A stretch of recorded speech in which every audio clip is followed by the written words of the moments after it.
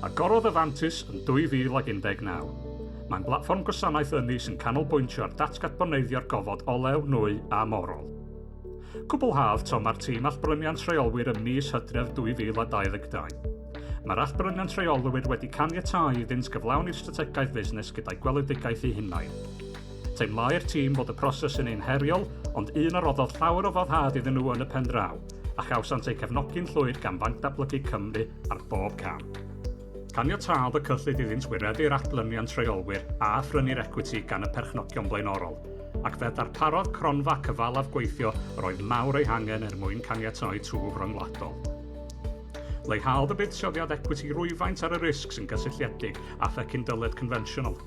Daeth hefyd â chyfriamdelwyr gweithredol i'r bwrdd a galluogi cefnogaeth strategol.